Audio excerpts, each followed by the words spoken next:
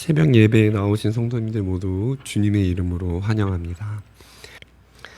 오늘 말씀은 고린도후서 5장 18절 말씀입니다. 고린도후서 5장 18절 말씀입니다.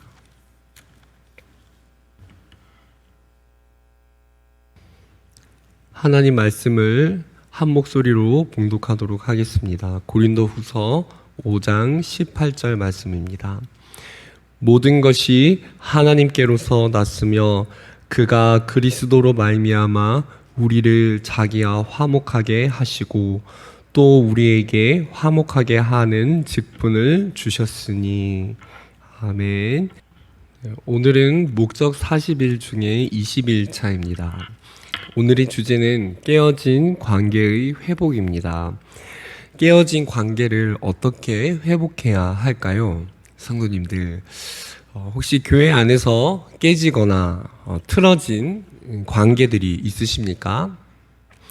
그래서 그 사람들을 볼 때 불편하거나 피하고 싶은 마음이 드실 때가 있으시죠? 오늘 말씀 속에서 우리 자신과 상황을 비추어 보고 그리고 관계를 회복하는 그런 시간이 되기를 원합니다. 깨어진 관계를 우리가 회복을 해야 되는데 깨어진 관계를 회복하는 과정이 무엇일까요? 오늘 말씀을 통해 세 가지 하나님의 영적인 교훈을 얻기를 원합니다. 첫 번째입니다. 우리가 교회 안에서, 공동체 안에서 깨어진 관계를 회복을 하려면은 첫 번째, 하나님과 나의 관계가 온전해야 됩니다. 깨어진 상대방과의 관계를 회복하기 위해서는 우선 상대방이 아니라 위에 계신 하나님과 나와의 관계가 온전해야 됩니다. 네, 오늘은 18절 한 절을 읽었지만 그 앞절인 15절 말씀을 한번 같이 읽어보도록 하겠습니다. 15절 시작. 그가 모든 사람을 대신하여 죽으심은 살아있는 자들로 하여금 다시는 그들 자신을 위하여 살지 않고 오직 그들을 대신하여 죽었다가 다시 살아나신 이를 위하여 살게 하려 함이라. 바울이 18절의 화목의 직분에 이르기 전에 먼저 15절에서 말을 합니다. 예수님께서 우리 모든 사람을 위하여 죽으셨습니다. 예수님이 우리 모든 사람을 위해서 십자가에서 모진 고난을 당하시고 고통을 당하셨지만 십자가를 끝까지 지시고 우리를 위해 죽으셨다라고 말하는데, 그 이유는 우리가, 그분의 십자가를 믿는 우리가 우리 자신을 위해 살지 않고 이제는 우리가 우리를 대신하여 죽으시고 살아나신 그분 예수님을 위해 살게 하려 함이라고 합니다. 그러니까 간단히 말하자면 이렇습니다. 예수님이 나를 위해 죽으신 것을 아는 사람, 나를 위해서 십자가에서 모진 고통을 당한 것을 아는 사람, 그것을 얼마나 크신 고통을 당했는지 그것을 아는 사람은 예수님을 위해 살지 않을 수가 없다는 것입니다. 그러니까 삶의 목적이 예수님을 향하는데 어떤 예수님이냐면 나를 위해 죽어주신 예수님을 향하게 된다는 것입니다. 나를 위해 죽어주신 예수님, 그 예수님을 위해 살면은 관계는 어떠합니까? 나 같은 죄인을 위해 죽어주셨는데 관계는 용납과 용서로 이해의 관계로 나아가게 됩니다. 죽을 죄인을 살리신 예수님을 바라보면은 우리는 예수님을 사랑하기 때문에 그 사람을 사랑하게 되는 것이지요. 그렇습니다. 성도님들, 첫 번째, 관계의 회복이라는 것은 하나님과 나와의 관계가 온전할 때, 내가 예수 그리스도 안에서 나를 온전하게 발견하게 될 때 타인과의 관계가 회복이 되는 것입니다. 나를 위해 죽어주신 예수님을 생각하고 나를 위해 죽어주신 예수님을 위해 살고자 하기 때문에 그것이 더 깊어짐으로 사람 관계도 회복이 되는 것입니다. 성도님들, 깨어진 그 관계들이 회복되시기를 바랍니다. 여기 계신 성도님들과 온라인으로 듣게 되실 성도님들 모두 관계를 생각하기 이전에 나 자신을 하나님과 나 자신의 관계를 비추어 볼 수 있기를 바랍니다. 하나님과 나와의 관계가 온전한지를 돌아보기를 원합니다. 나는 지금도 구원의 감격을 그대로 유지하고 있는지, 그리스도께서 나를 위해 죽으신 그 십자가를 생각하고 그 십자가를 생각하면서 그 지체를 대하고 있는지, 그리스도의 십자가 안에는 화해와 용서로 나아가게 됩니다. 하나님과 나와의 관계를 돌아보시고 깨어진 관계의 회복으로 나아가시는 성도님들 모두 되시기를 바랍니다. 다음으로 두 번째입니다. 우리는 깨어진 관계를 회복해 나가야 되는데, 두 번째, 그 과정의 두 번째가 무엇이냐면은 세상의 기준으로 차별하지 않아야 된다는 것입니다. 어떤 기준이요? 세상의 기준으로 차별하지 않는 것입니다. 우리 16절과 17절 말씀을 같이 읽어보겠습니다. 16절 시작. 그러므로 우리가 이제부터는 어떤 사람도 육신을 따라 알지 아니하노라. 비록 우리가 그리스도도 육신을 따라 알았으나 이제부터는 그같이 알지 아니하노라. 그런즉 누구든지 그리스도 안에 있으면 새로운 피조물이라. 이전 것은 지나갔으니 보라. 바울은 15절에 이어 16절에서 그러므로라고 시작합니다.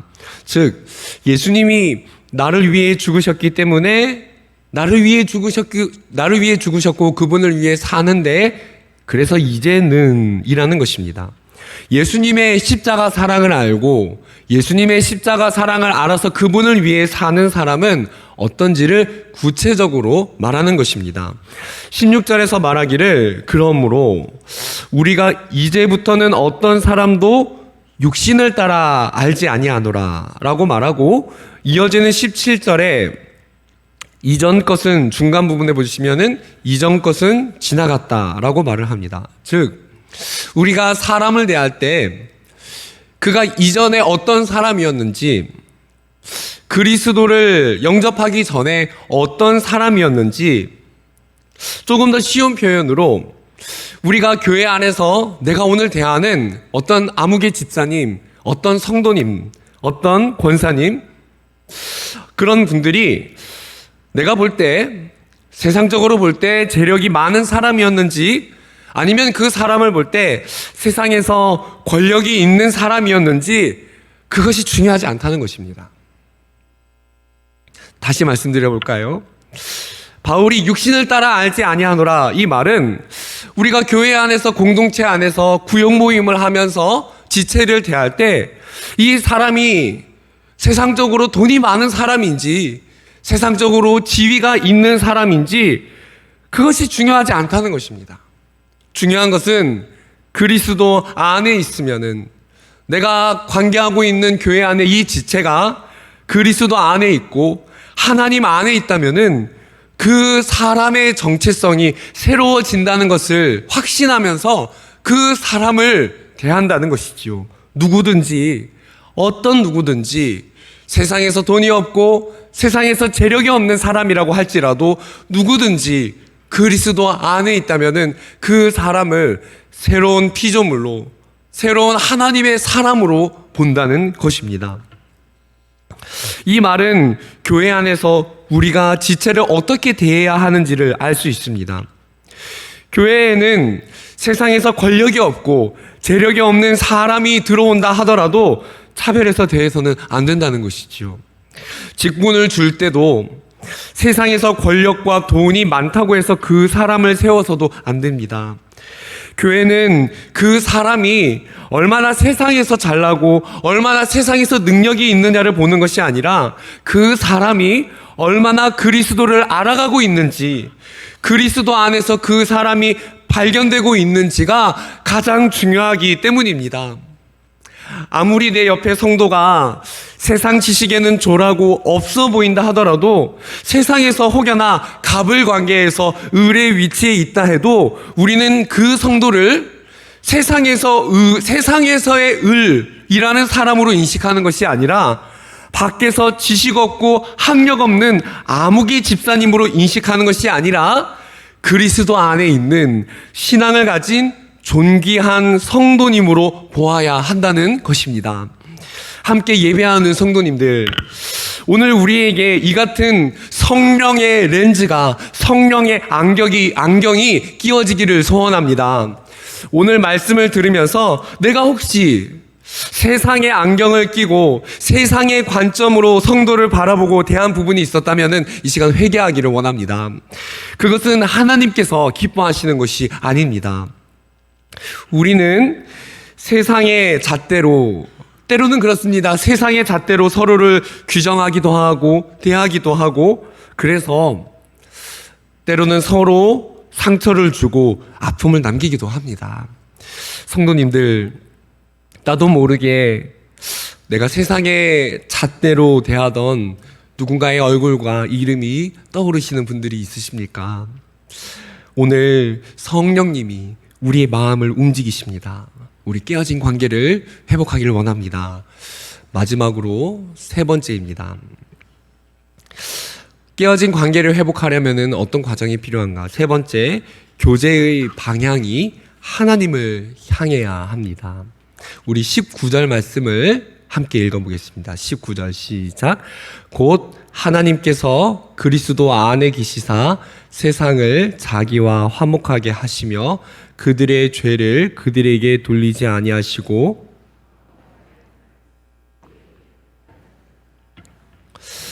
바울은 오늘 주제 말씀인 18절에 이어서 19절에서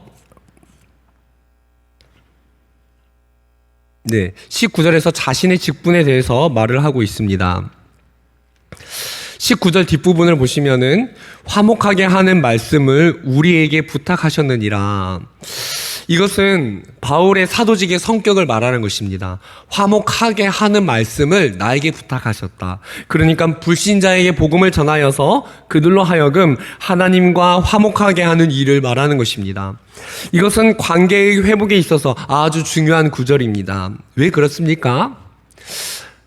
내가 복음을 전하여 하나님과 너희를 화목하게 하기 위해서 내가 부름을 받았다. 그러니까 지금 바울이 고린도 교회의 성도들과 자신의 관계의 방향성을 말해주는 것입니다. 바울이 고린도 교회의 성도들과 관계를 해서 가리키는 방향이 무엇입니까? 고린도 교회의 성도들과 관계를 하고 교제를 하는 이유가 무엇입니까?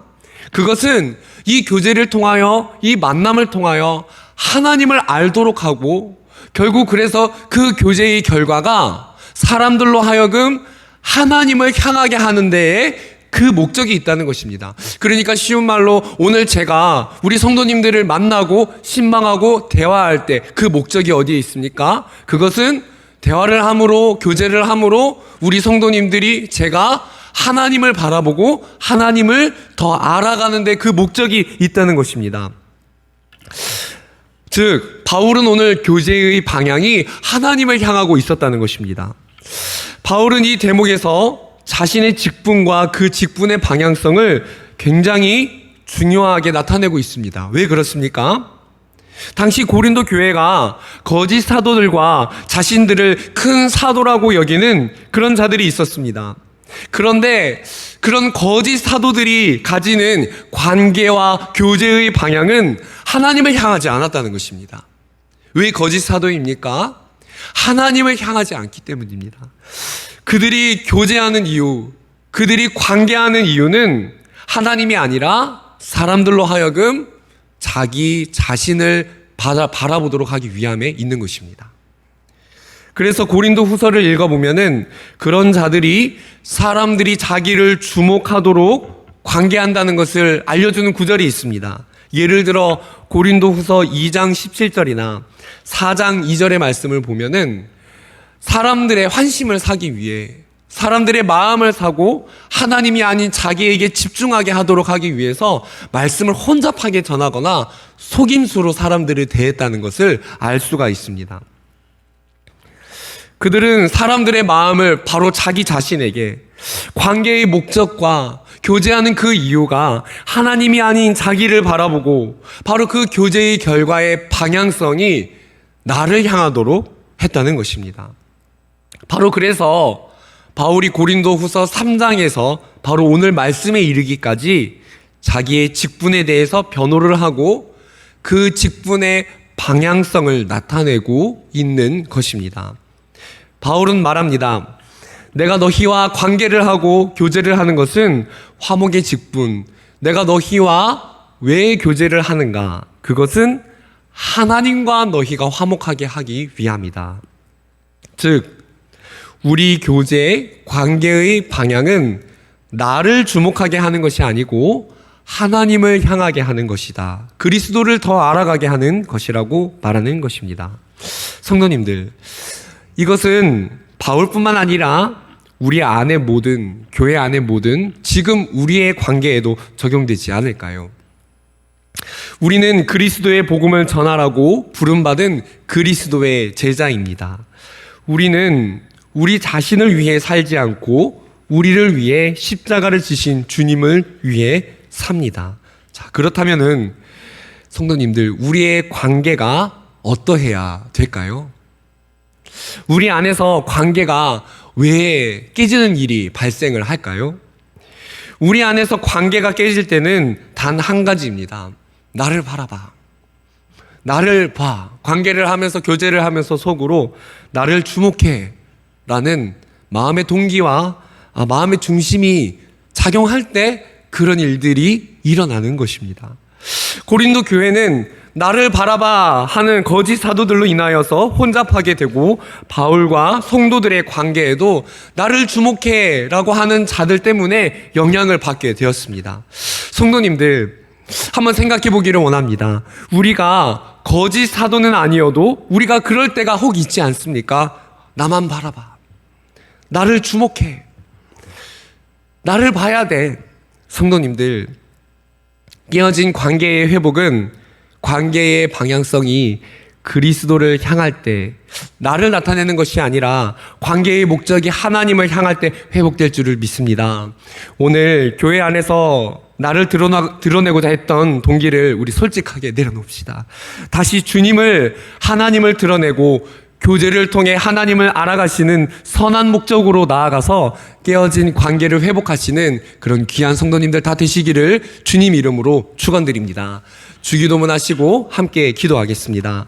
하늘에 계신 우리 아버지여, 이름이 거룩히 여김을 받으시오며 나라가 임하시오며 뜻이 하늘에서 이루어진 것 같이 땅에서도 이루어지이다. 오늘 우리에게 일용할 양식을 주시옵고 우리가 우리에게 죄 지은 자를 사하여 준 것 같이 우리 죄를 사하여 주시옵고 우리를 시험에 들게 하지 마시옵고 다만 악에서 구하시옵소서. 나라와 권세와 영광이 아버지께 영원히 있사옵나이다. 아멘. 우리 말씀을 가지고 함께 기도하며 나아가겠습니다.